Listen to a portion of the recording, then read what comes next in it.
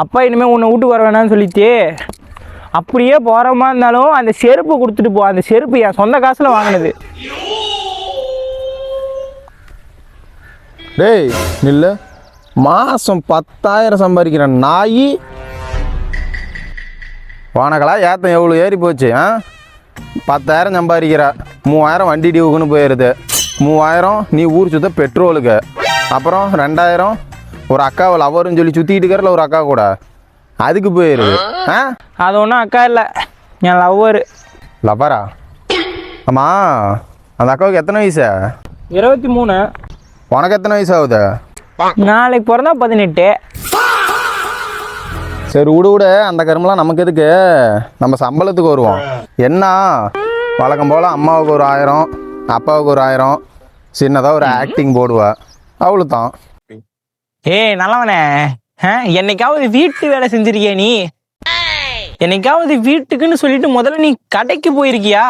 நான் தானே போறேன். நீ கடைக்கு போறது 5 மொத்தம் கிடைக்குங்கிறதுக்கோசரம் போற. சரி வீடு, என்னைக்காவது தண்ணி மூன்றிருக்கியா நீ வீட்டுக்குன்ட்டு? ஏண்டா நீ குடத்தை தூக்கிட்டு போறதே அந்த கோணக்கண்ணு கோகிலாவை பார்க்க. எத்தனை டைம் சொல்றது, அவளோட கண்ணே அப்படிதான்டா, அவ உன்னை பார்க்கவே இல்லைன்னு.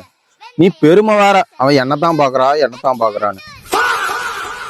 ஏய் இன்னாதான் பேசினாலும் நீ ஒரு வெட்டி பையன்டா. இப்போ என்ன உளுந்துச்சு? நீ ஓடி போடுவியா?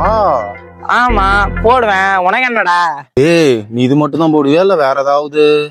சரக்கு அடிப்பேன், தம் அடிப்பேன், இருக்கிற கெட்ட பழக்கம் எல்லாத்தையுமே பண்ணுவேன்டா. உனக்கு என்னடா? எனக்கெல்லாம் பாரு எந்த கெட்ட பழக்கமும் கிடையாது. இதெல்லாம் யாருக்காக? எங்க அம்மாவுக்காக. அம்மா, உன் கடைக்குட்டி சொன்னதை கேட்டியா? நான் என்ன எடுப்போம்மா, சும்மா வெறுப்பேத்துறேன்.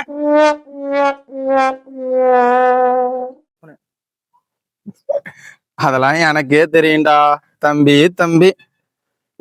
வீட்டுக்கு போ, சோத்துல வசந்தான்.